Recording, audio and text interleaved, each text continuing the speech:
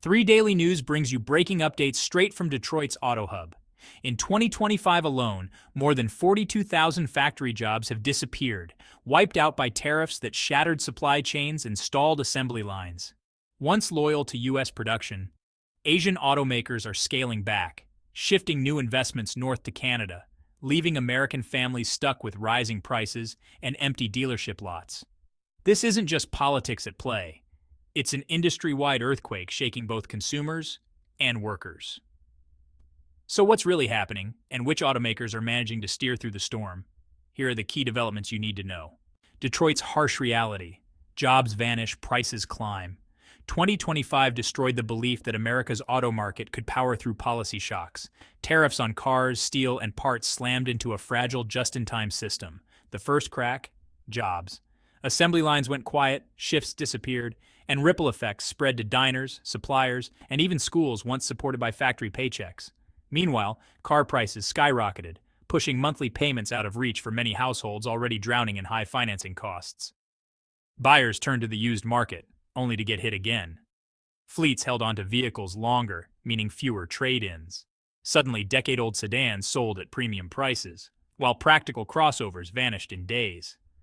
Analysts warn this squeeze won't end until tariffs drop and production steadies. The Continental map is being redrawn. Some automakers are moving capital north, plugging into Canada's expanding EV and battery ecosystem. Others are doubling down on U.S. factories just to sidestep tariffs. This isn't one company's stumble. It's a structural reset of how and where vehicles get built. Among those hit hardest industry titans, Toyota and Honda. Toyota and Honda in damage control. When giants stumble, the tremors spread. Toyota warned U.S. tariffs could cost nearly $10 billion, slashing its profit forecast by double digits. North America even flipped from profit to loss, with executives admitting visibility is poor, a rare confession from such a disciplined company.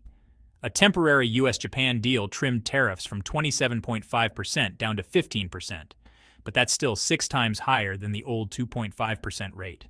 Toyota's answer: stick to its build where we sell strategy. More than half of its U.S. sales already roll off American assembly lines, and its battery and parts investments keep growing.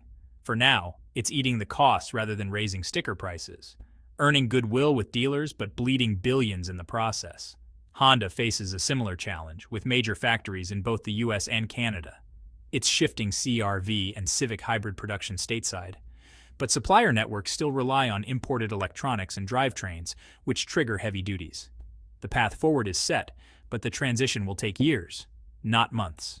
Nissan, Subaru, Mazda, Mitsubishi struggling to keep pace. Tariffs that bruised the giants have hit smaller Japanese automakers even harder. Nissan scrapped its financial guidance after warning of billions in tariff costs. Its U.S. plants in Tennessee and Mississippi help cushion the blow, but heavy reliance on imports and Mexican production continues to squeeze margins.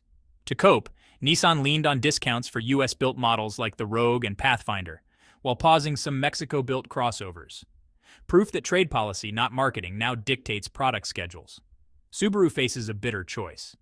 With the U.S. as its lifeline and little global scale to fall back on, Subaru raised prices across most of its lineup. Analysts warn billions in added costs are coming unless the company ramps up U.S. output and localizes critical parts still shipped from Japan. Mazda's export troubles mount.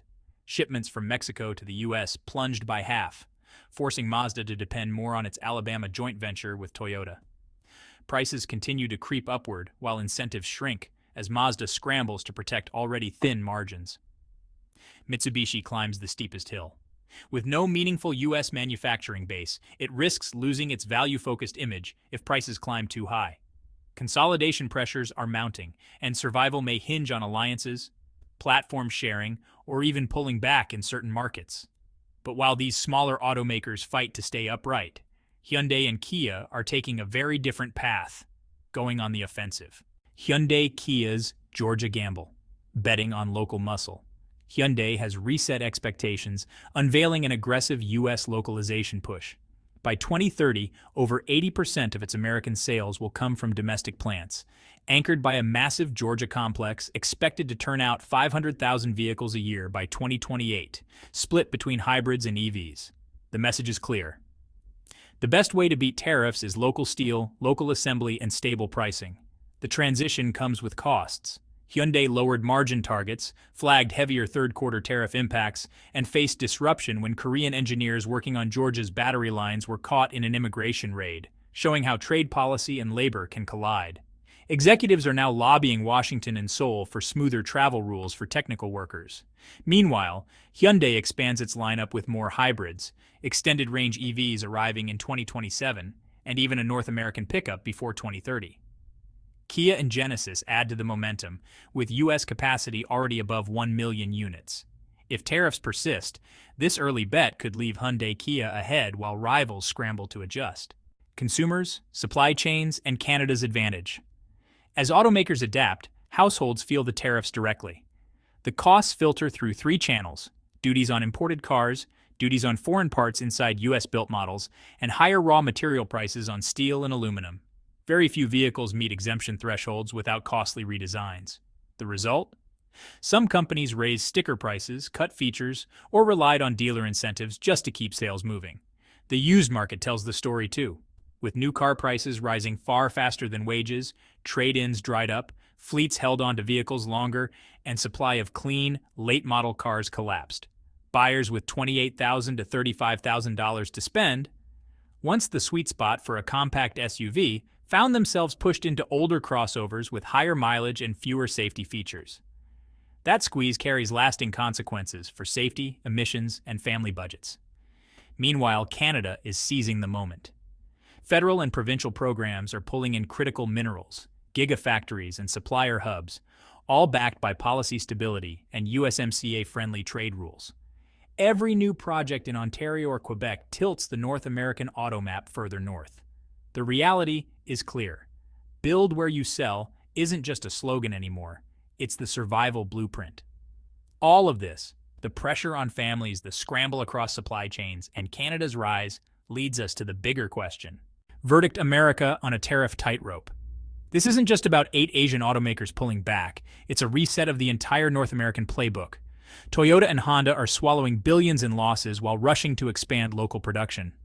Nissan, Subaru, Mazda, and Mitsubishi are cornered, pushed into price hikes, alliances, or even pulling out of certain markets. Hyundai and Kia are building a fortress in Georgia, betting that deep localization will secure their future. For buyers, the outcome is painful sticker shock, shrinking choices in the used market, and uncertainty about when affordability will return. For workers, the next wave of jobs will follow whichever automakers rebuild supply chains inside North America the fastest. Whether that's Michigan, Georgia, or Quebec, the real contest is about speed and scale, and the clock is already ticking. But here's where you come in. Do you think Hyundai-Kia's Georgia gamble is the smartest long-term move, or a dangerous wager if tariffs ease? With Toyota and Honda shouldering billions in losses, how long can they keep shielding customers from steep price hikes? And with Canada stepping into the spotlight, could the heart of North American auto production actually shift north of the border over the next decade? We'd love to hear your thoughts, your experiences at the dealership, or even your predictions for where the industry goes from here. Drop them down in the comments. We'll be reading. That brings us to the end of today's deep dive, but the story doesn't end here. If you found this breakdown useful, make sure to hit subscribe and ring the bell so you'll always be first to know when we release our next update. Every like and comment helps us grow and helps more people understand the changes reshaping the auto world. Thanks for sticking with us until the end. We truly appreciate your time and support. Stay tuned because the next few months could bring even bigger shifts, from new tariff announcements to major automaker pivots, and we'll be here covering it all for you. This has been 3 Daily News. We'll see you in the next video. Until then, you can click on any of the recommended videos now on screen. Each one dives deeper into the global auto changes, supply chain battles, and the future of EVs in North America. There's plenty more to explore, so don't miss out.